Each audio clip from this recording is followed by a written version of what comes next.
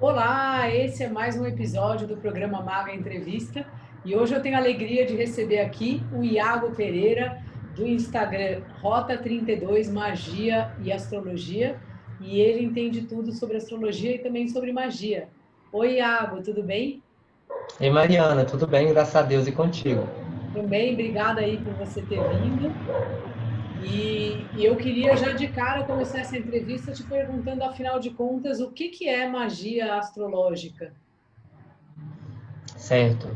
Antes de começar, eu queria falar que saber tudo sobre magia ou tudo sobre astrologia, tudo é muita coisa, né? Sim. Nós estamos aí no caminho, quem sabe um dia eu vou saber bastante, né? E Eu bastante sou já é o suficiente. Eu Mas sou vamos uma lá. exagerada aí com a minha exaltação do sol aí. Mas o que é magia astrológica, né? Que você perguntou. Então, magia astrológica não é um termo técnico, tá? Na academia, né? É, então, falando de uma forma geral, magia astrológica é qualquer forma de magia que use da astrologia como parte do processo ritual, né? Mas, quando eu falo de magia astrológica, eu estou falando de, na verdade, uma escola específica, uma tradição específica de magia, que o nome técnico dela é magia de imagens, tá? Na academia, né, na história, você vai procurar magia de imagens, você vai encontrar material sobre. E é uma forma de magia que tem um emprego central da astrologia como componente ritual, né? Então, a boa parte do que torna essa escola de magia única é o fato de que a gente usa técnicas astrológicas com alto grau de precisão para escolher o momento onde uma coisa vai ser feita, um certo trabalho mágico vai ser feito, né? E é esse momento que dá o Chan, né? Que faz a coisa ter poder. A gente também entra com outros componentes, com rituais, invocações, etc. Mas acho que o componente central é o céu. Certo. E essa magia astrológica, né, ela é uma tradição mesmo da astrologia, que por algum motivo foi se perdendo, né? Os antigos Exatamente. usavam muito isso. Isso. É, assim, desde que a astrologia surgiu, né, ela é usada para fins que a gente poderia chamar mágicos. Assim, ela é usada para cura, por exemplo, de doenças em várias partes do corpo. Então tinha nomes mágicos para cada um dos decanatos, com a pedra, com a planta, com o símbolo dele. E isso é muito antigo. Isso é até mais antigo do que os textos que a gente tem de astrologia preditiva, né? Então a gente tem coisa muito antiga. Mas a magia de imagens, especificamente, que a gente pratica hoje, que a gente está resgatando, né? Ela surgiu principalmente no período perso-árabe da astrologia, que foi mais ou menos século 9, 10, 11 ali, que foi quando a gente teve uma fuga de cérebros do Império Romano. Então, esses astrólogos, que eram os astrólogos que a gente chama de helenísticos, né? Muitos deles eram filósofos também, da escola neoplatônica, outras escolas também. Conforme o Império Romano, nos primeiros séculos depois de Cristo, se tornou um Império Romano cristão, ele foi ficando cada vez mais hostil à presença desses filósofos e hostil à astrologia também.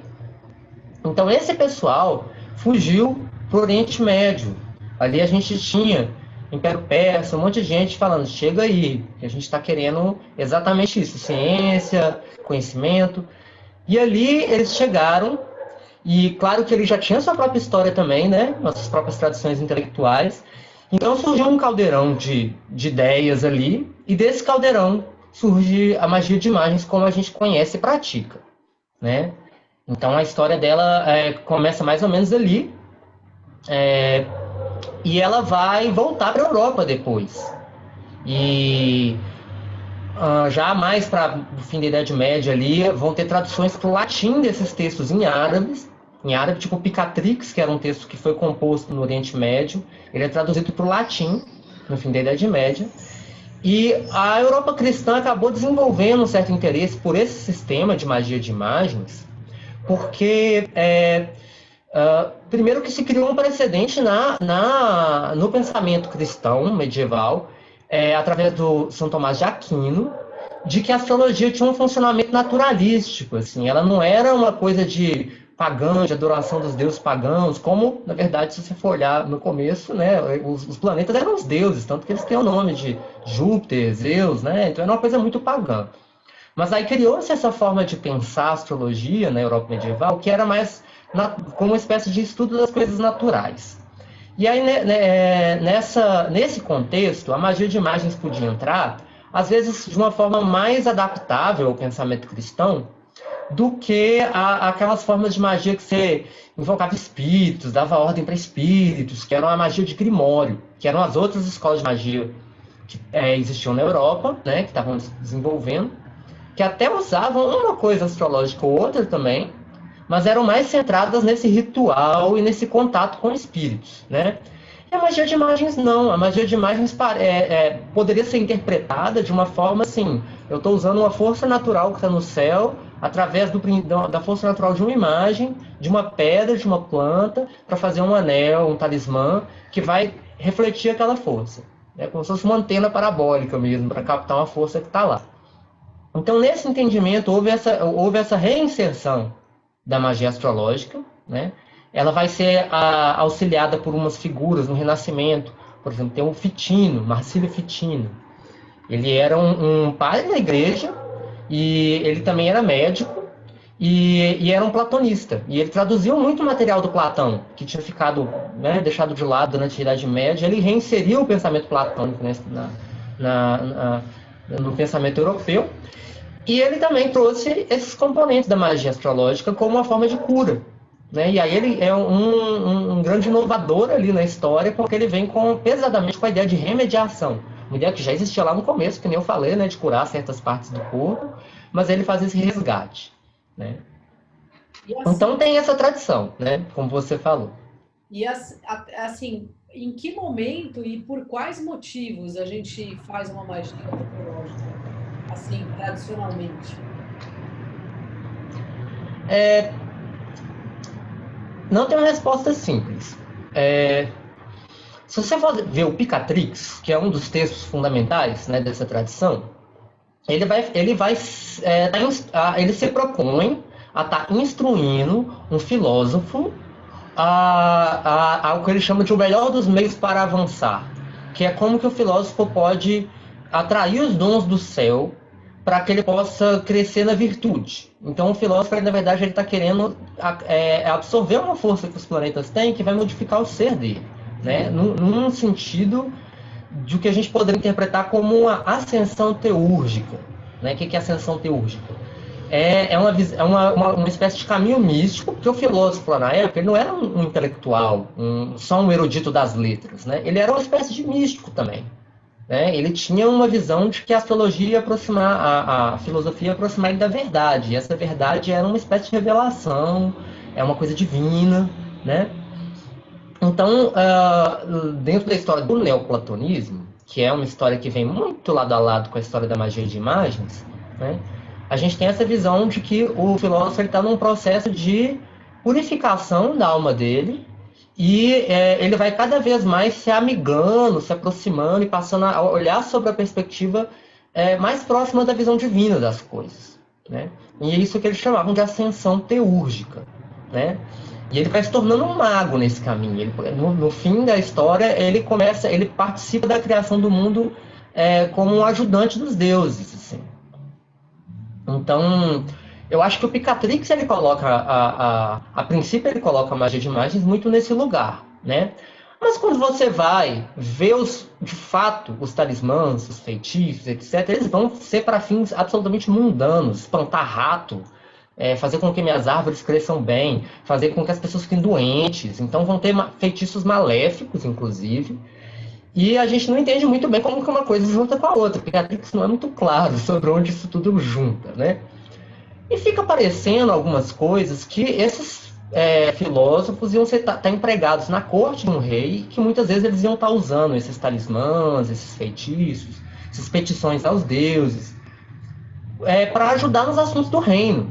Né? E até esses feitiços maléficos entram nesse contexto. Né? O rei ele mobiliza a força armada, ele entra em guerra, tem espiões, tem veneno, tem um monte de coisa, e o astrólogo no meio disso, né? Trabalhando. Agora, quando o Pitino retoma isso lá no Renascimento, né? Ele já vai trazer com essa visão da remediação.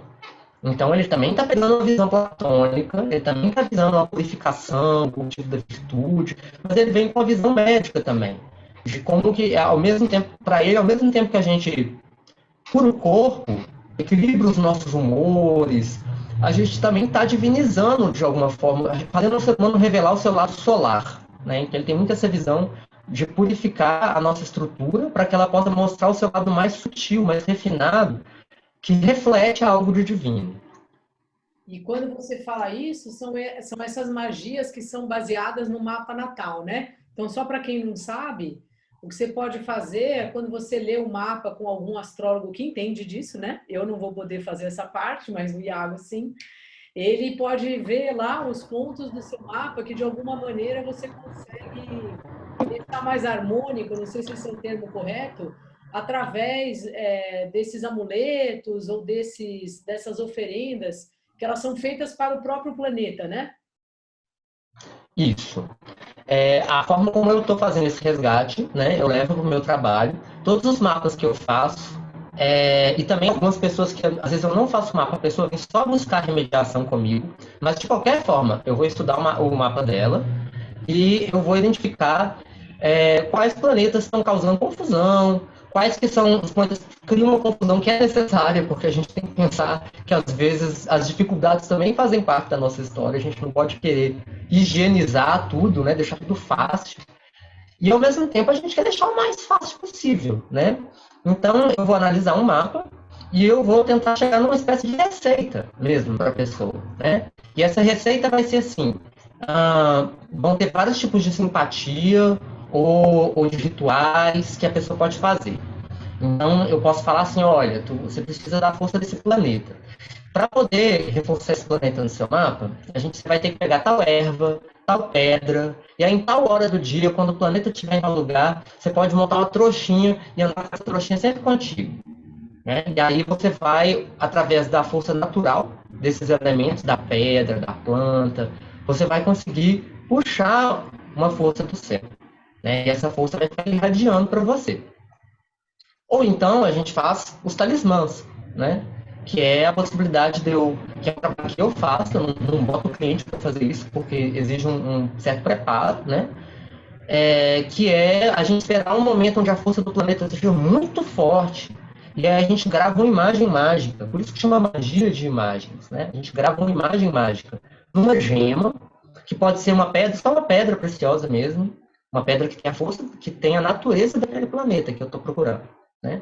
Essa imagem vai ser tipo um desenho mesmo, com símbolos e tal.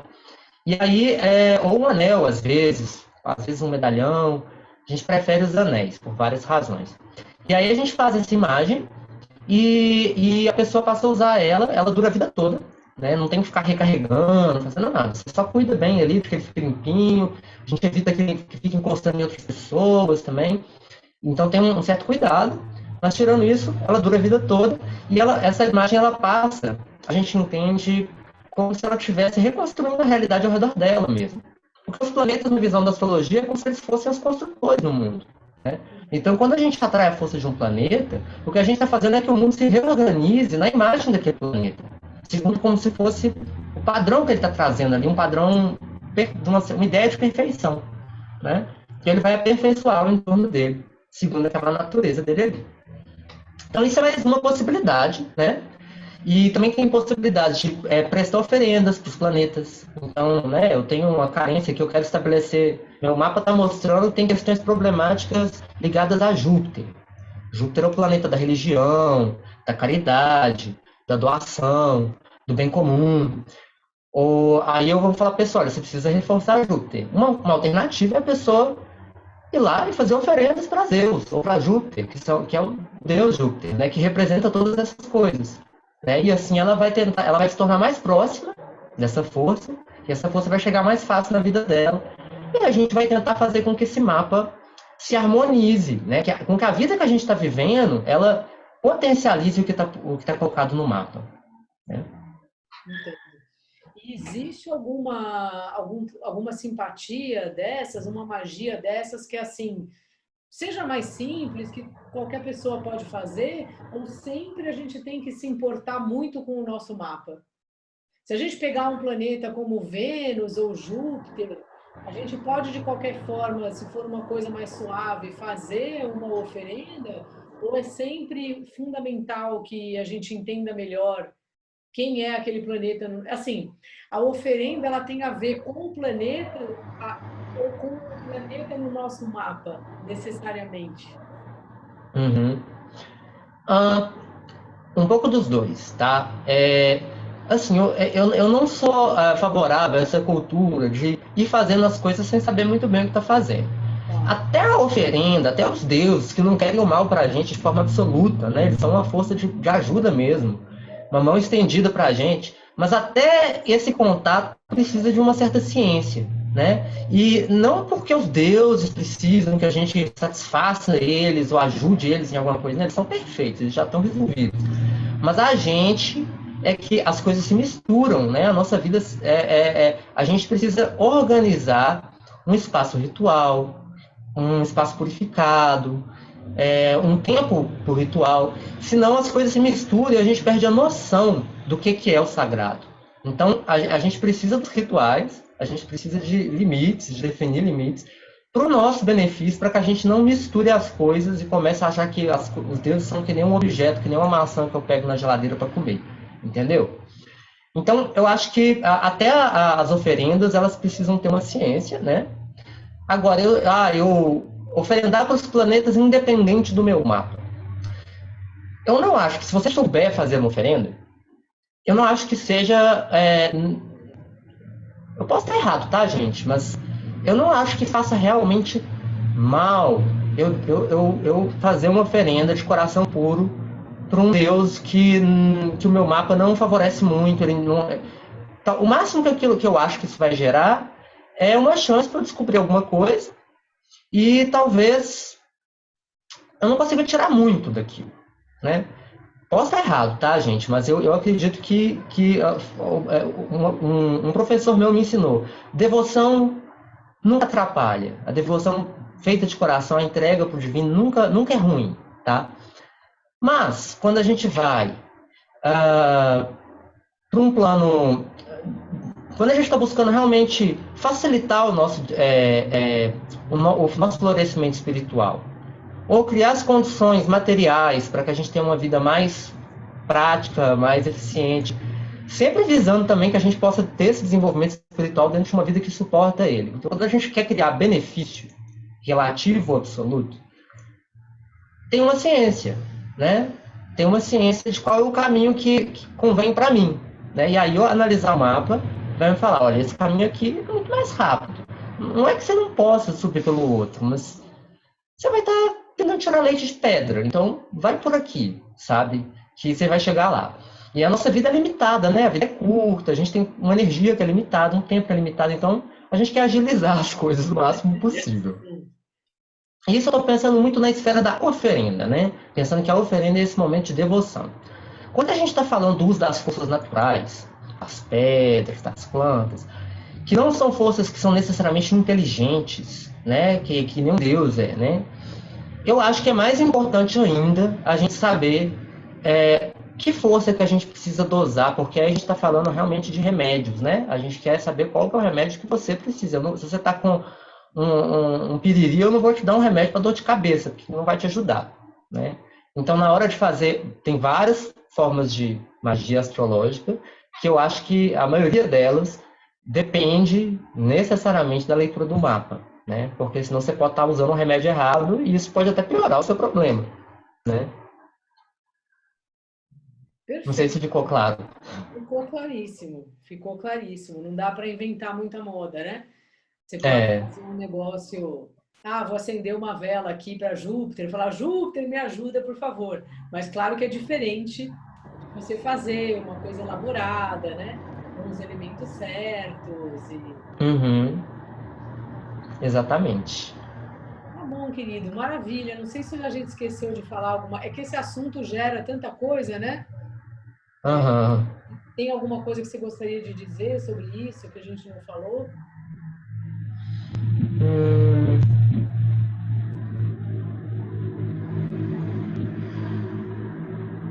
eu acho que na minha cabeça não veio nada.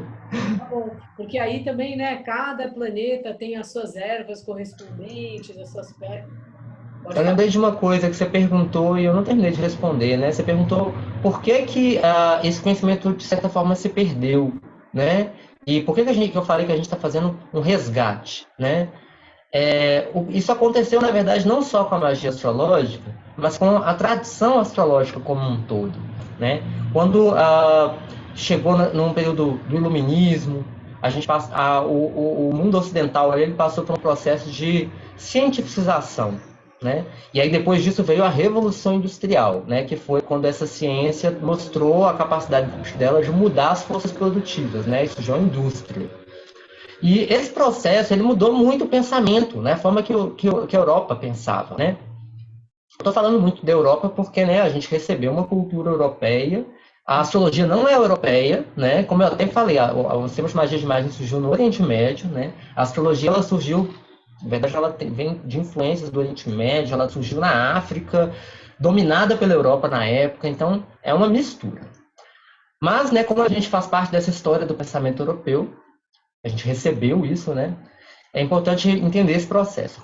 E aí o que aconteceu, né? Veio a ciência e aí antes se pensava o mundo de uma forma muito mais mitológica, né? O mundo ele era um mundo que foi feito por deuses ou por Deus, mas de uma forma intencional, tudo tinha um propósito.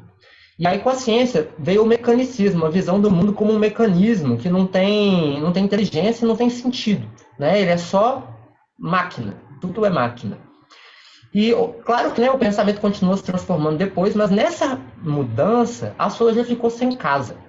Né? Não tinha mais como você olhar para o céu e falar isso significa isso, sendo que tipo a forma de pensar aristotélica, platônica, que sustentava a astrologia, ela parou de existir. Então, os letrados, que eram as pessoas que conseguiam fazer cálculos e fazer os mapas, eles pararam de dar valor para a astrologia, e aí ela parou de ser impressa em livros e saiu de circulação.